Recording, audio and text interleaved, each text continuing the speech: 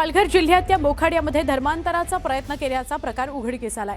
धार्मिक भावना दुखावल्या प्रकरणामध्ये 22 महिलांविरोधात मोखाडा पोलीस ठाण्यात गुन्हा दाखल करण्यात आलाय। मोखाड्यातील वाकडपाडा इथं 18 वर्षाच्या तरुणाला धर्मांतराकरता प्रवृत्त केल्याप्रकरणात गुन्हा दाखल करण्यात आलाय। वाकडपाडा इथल्या अक्षय संतोष कान्हात याला पुस्तक वाचल्यास आजार आणि समस्या दूर होतील असा दावा करत धर्मांतराचा प्रयत्न करण्यात आला। मोखाड्यामध्ये धर्मांतराचा प्रयत्न झालेला आहे। 18 वर्षाच्या मुलाला धर्मांतराकरता प्रवृत्त केल्याचा आरोप आहे। पालघरमधल्या मोखाड्यातला हा प्रकार आहे। पुस्तक वाचून आजार दूर होतील असा दावा केला होता। या प्रकरणामध्ये आता कारवाई होणार आहे। 22 महिलांविरोधात गुन्हा दाखल झालेला आहे।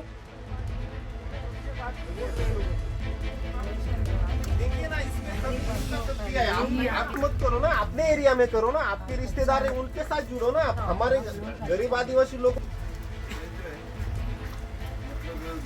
आमचे प्रतिनिधी राहुल पाटील यांना विचारूया। राहुल, हा सगळा काय प्रकार आहे?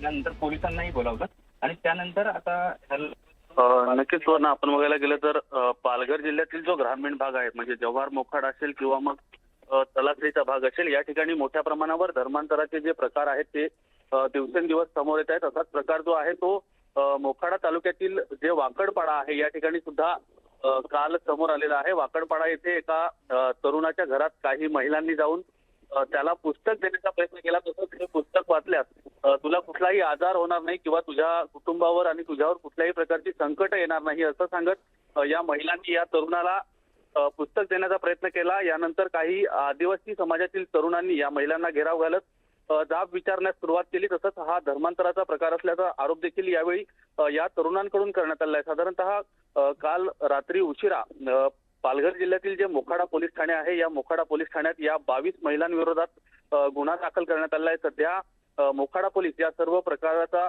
तपास जो आहे तो करत आहेत। मात्र या पालघर जिल्ह्यातील जो विक्रमगड, मोखाडा, जव्हार किंवा मग तलासरीचा भाग असेल, ज्या ठिकाणी जो आदिवासी बहुल भाग आहे या ठिकाणी काही आमिष देऊन धर्मांतरण केलं जात असल्याचा आरोप जो आहे तो मागील अनेक काळापासून केला जातोय आणि त्याचाच प्रकार कुठेतरी हा सगळा समोर आल्याचं पाहायला मिळत आहे।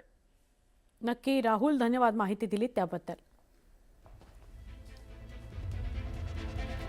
कांद्याच्या भावात वाढ होताच केंद्र सरकार अलर्ट मोडवर आलं। नागरिकांना दिलासा देण्याकरता नाफेडनं खरेदी केलेला कांदा लासलगाव इथून आज दिल्लीला पाठवण्यात येणार आहे। तब्बल 840 टन कांदा पाठवण्यात येणार आहे। सध्या लासलगाव, मनमाडसह नाशिक जिल्ह्यातील बहुतांश बाजार समित्यांमध्ये कांद्याची आवक कमी झाली आहे, त्यामुळे भावात किंचित वाढ झाली आहे। कांद्याच्या भावात वाढ होताच केंद्र सरकार अलर्ट मोडवर आलंय। त्यानंतर आता नागरिकांना दिलासा देण्याकरता नाफेड NCCFच्या माध्यमातून नाशिक जिल्ह्यात खरेदी केलेला कांदा दिल्लीला पाठवणार आहे। 840 टन कांदा घेऊन मालगाडीचे 21 डबे लासलगाव इथून मंगळवारी दिल्लीच्या आदर्शनगरकडे रवाना झाले। रेल्वे सूत्रांनी ही माहिती दिली आहे। दिल्ली पाठोपाठ चेन्नई, कोची, गुवाहाटीसह जिथे कांद्याचा भाव राष्ट्रीय सरासरीपेक्षा जास्त आहे तिथे कांदा एक्सप्रेसच्या माध्यमातून नाफेडनं खरेदी करून ठेवलेला कांदा पाठवला जाणार आहे। माझी केंद्र शासनाला विनंती आहे की आता जे काही दर शेतकऱ्यांना मिळत आहे ते केवळ 3000 ते 3200चे दर त्या ठिकाणी प्रति क्विंटलला मिळत आहे। म्हणजे साधारणतः 30-32 रुपये किलोचे दर मिळत आहेत। हे दर काही फारसे वाढलेले नाही आहे। शेतकऱ्यांनी हा 3 ते 4 महिन्यापूर्वी कांदा चाळीमध्ये स्टोअर केलेला कांदा आहे, त्यामध्ये वजनामध्ये मोठ्या प्रमाणावर घट झालेली आहे आणि त्याचबरोबर कांदा खराबसुद्धा बऱ्यापैकी झालेला आहे आणि म्हणून हे जे काही दर मिळतात हे फार काही दर नाही आहेत, त्याला योग्य असे दर या ठिकाणी मिळत आहे आणि म्हणून कुठल्याही परिस्थितीत असे बाजारभाव कमी करण्यासाठी अशा पद्धतीचे प्रयत्न करू नये। सध्या दिल्ली, मुंबईसह इतर छोट्या मोठ्या शहरांमध्ये कांद्याच्या भावात वाढ झाली।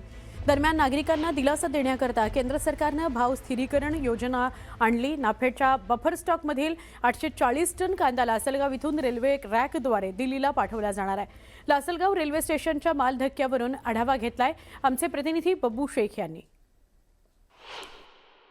मी आता उभा आहे लासलगावच्या माल धक्क्यावर। आपण बघू शकतो का इथे हे जो रेल्वे रॅक आहे 21 डब्याचा, त्यातून नाफेडने जो कांदा खरेदी केलेला होता तो कांदा आता या रॅक मधून 840 टन कांदा दिल्लीकडे रवाना केला जाणार आहे। या रॅक मध्ये ट्रकच्या माध्यमातून जो वेगवेगळ्या भागात नाफेड आणि NCCFचे जे गोडाऊन आहे तिथून तो कांदा आणला जाईल आणि त्यानंतर या रॅक मध्ये तो लोड केला जाईल आणि हा जो रॅक आहे तो दिल्लीकडे रवाना होईल.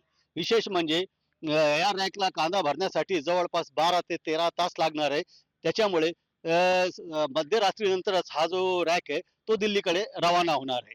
केंद्र सरकारने मोठ्या शहरात जे कांद्याच्या भावात वाढ झालेली आहे त्याच्यावर नियंत्रण मिळवण्यासाठी आता नाफेडकडे जो बफर स्टॉक आहे तो कांदा बाहेर काढलाय आणि हा कांदा फक्त दिल्लीचाच नव्हे, चेन्नई, गुवाहाटी यासह इतर राज्यात पाठवला जाणार आहे. त्याच्यामुळे कांद्याचे जे भाव वाढलेले भाव आहे ते कमी होण्याची शक्यता आहे. मात्र दुसरीकडे शेतकऱ्यांनी केंद्र सरकारच्या या निर्णयाला विरोध करण्यास सुरुवात केलेली आहे. कारण गेल्या वर्षभरापासून कांद्याला कवडीमोल भाव मिळत होता. आता कुठेतरी 2 महिन्यापासून 4,000 पर्यंत भाव मिळत आहे आणि 2 पैसे हातात पडण्याची वेळ आलेली असताना केंद्र सरकारने हस्तक्षेप करून पुन्हा आता भाव पाडण्याचा हा डाव रचल्याचा आरोप शेतकऱ्यांनी केलेला आहे. त्याच्यामुळे आता हा कांदा दिल्लीला पोहोचल्यानंतर किती भाव खाली येतात हे पाहणं महत्त्वाचं ठरणार आहे. बब्बू शेख, न्यूज 18 मराठी, लासलगाव. साखरेच्या वाढत्या दराचा थेट परिणाम आता चहाच्या कपावर झालाय. साखर आणि चहा तयार करण्याकरता लागणाऱ्या कच्च्या मालाचा खर्च वाढल्यानं चहा व्यावसायिकांवरील आर्थिक ताण वाढलाय. साखरेच्या दरवाढीमुळे देशभरामध्ये चहाच्या किमतीवर परिणाम होत असल्याचं दिसून येत आहे. या पार्श्वभूमीवर टी कॉफी असोसिएशनच्या बैठकीत कटिंग चहाची किंमत 15 रुपये करण्याचा निर्णय घेण्यात आलाय. असोसिएशनचे अध्यक्ष प्रमोद वाकोडे यांनी ही माहिती दिली. त्यामुळे चहाप्रेमींच्या खिशाला आता आणखी झळ बसणार आहे. भविष्यात साखरेचे दर लक्षणीयरित्या कमी झाले आणि चहाकरता लागणाऱ्या कच्च्या मालाच्या किमती नियंत्रणात आल्या तर चहाच्या दराबाबत पुन्हा विचार केला जाईल अशी भूमिका असोसिएशननं घेतली आहे.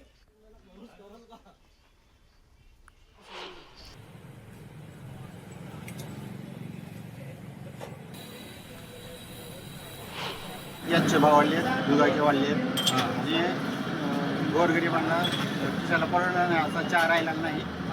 त्यामुळे चहाचा भाव वाढवला. किती वाढणार? 10-15. सुपरचा भाव 15, चहाचा भाव 10. साखर किती मिळाली? साखर 72 रुपयाने मिळाली. दुधाचा भाव बी वाढलेला आहे, 70 रुपये झालेला आहे. चहा प्यावाकांना हीच कळानं गेले. मुळामध्ये 5 रुपयाला चहा होता, आता 10 रुपये, 15 रुपये. मग चहा प्यावा का नाही माणसानं? आता साखर वाढली, गॅस वाढला, सगळंच वाढले. त्याच्यामुळे आता चहाचे भाव वाढले म्हणाले. आता रोज 15 चहा पित असतो, आता 4-5 चहा प्यायची वारी आली.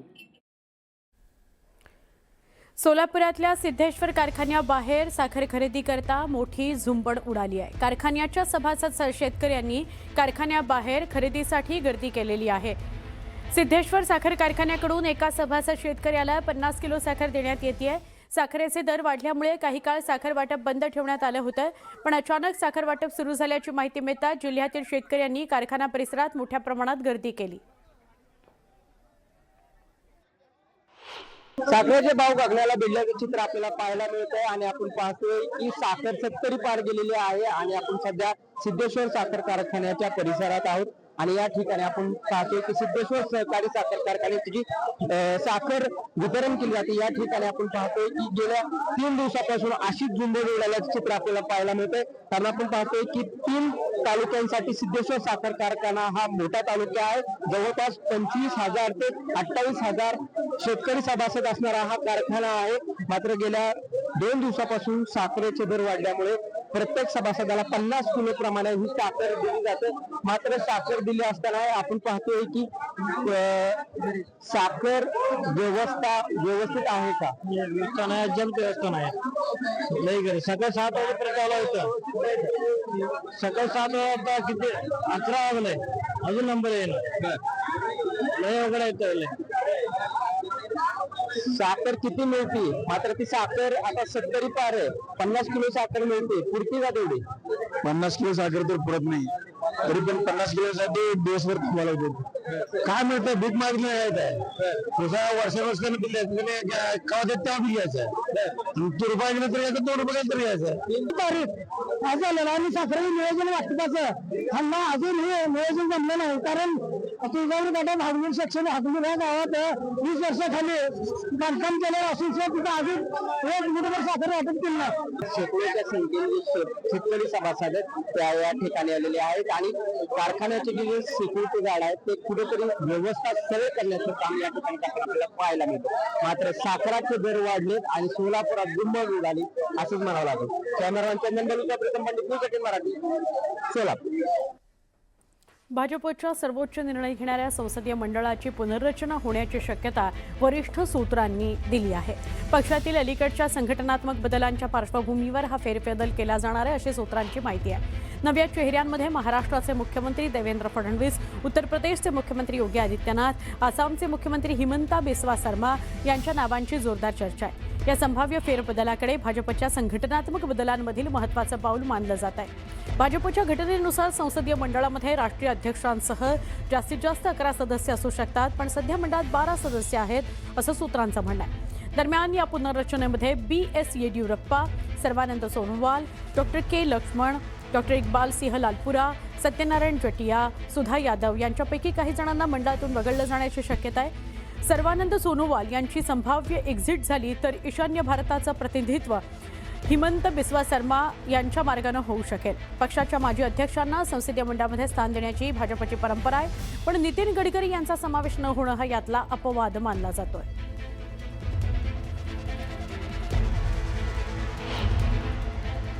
मुख्यमंत्री झाले, तिसऱ्यांदा आहेत, त्यामुळे स्वाभाविक आहे सिनियर नेते असतील, त्यांच्या संदर्भात भारतीय जनता पक्षानं कोणाला कुठे घ्यावं हा त्यांचा प्रश्न आहे.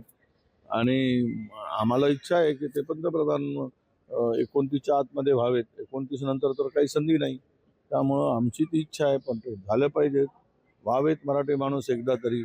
पण ते काय थांबवतील, एवढ्यावरतीच त्यांना मर्यादित ठेवतील, याच्या पुढं नेतील, ते आता पुढे आम्ही आपल्या सगळ्यांना बघायला मिळणारच आहे.